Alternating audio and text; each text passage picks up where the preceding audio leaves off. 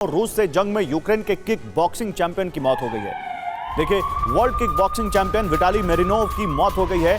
मेरिनोव 4 बार के kick boxing world champion थे। यूक्रेन की तरफ से इस जंग में लड़ रहे थे, लेकिन उनकी मौत हो गई है। आइए आपको इस वर्ल्ड किक बॉक्सिंग चैंपियन के बारे में और जानकारी देते हैं। कैसे यूक्रेन के हीरो को जंग में खो दिया यूक्रेन ने, आपको इस बारे में जानकारी और देते हैं। यूक्रेन को world kick boxing champion Vitaly Marinov ने अस्पताल में दम तोड़ दिया। रूसी फौज से लड़ते हुए विटाली मेरिनोव बुरी तरह जख्मी हो गए थे। पश्चिमी यूक्रेन के शहर इवानो फ्रैंकोविस्क के मेयर ने मेरिनोव की मौत की पुष्टि की है। 4 बार के किक बॉक्सिंग वर्ल्ड चैंपियन मेरिनोव 1 साल से रूस के खिलाफ यूक्रेन की तरफ से जंग लड़ रहे थे। पिछले साल भी मेरिनोव को पैर में गोली लगी थी, लेकिन बाद में वो फिर जंग में लौट गए।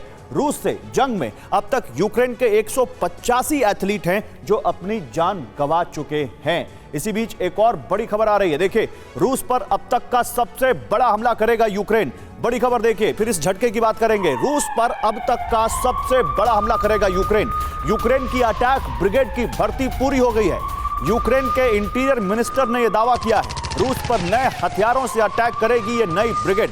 अब ये नई ब्रिगेड क्या है? अटैक ब्रिगेड में को कौन सी ऐसी स्पेशल ट्रेनिंग दी गई है जो रूस को इतना बड़ा वो नुकसान पहुंचाएंगे?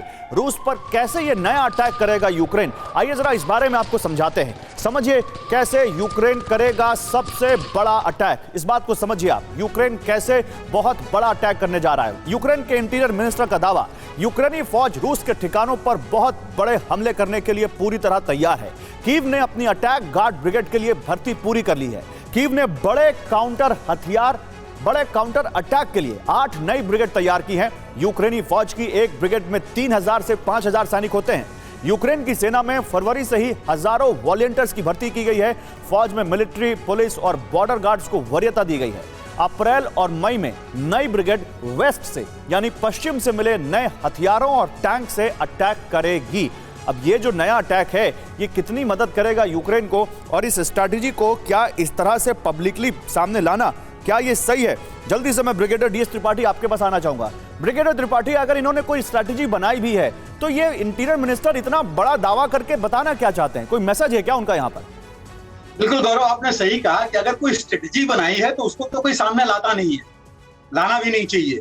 ये सिर्फ इन्होंने बताने के लिए जरूर किया है कि ये करना चाहते हैं। और एम क्या था, ये जो अटैक गार्ड ब्रिगेड इन्होंने बनाई है, इन्होंने 8 ब्रिगेड जो ये कह रहे हैं इन्होंने बनाई है। 8 ब्रिगेड में जो आपने बताया उसकी स्ट्रेंथ 3000 से 5000 के बीच में है। लेकिन इनमें है कौन? इन्होंने जो न्यूज में आ रही है, कहा जा रहा है कि 15 साल से लेकर के 70 साल तक के लोगों को लिया है इसके लिए।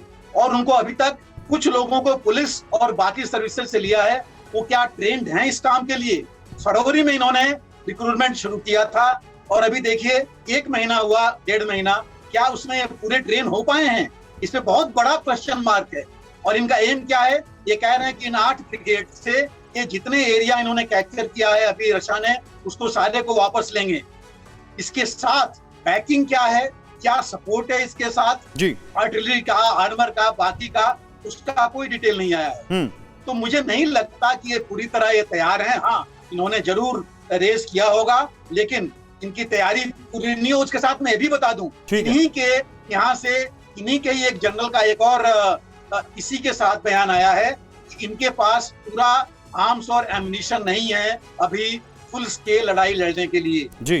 तो मुझे नहीं लगता कि ये पूरी तरह तैयारी है इनके पास इन 8 ब्रिगेड के साथ लड़ाई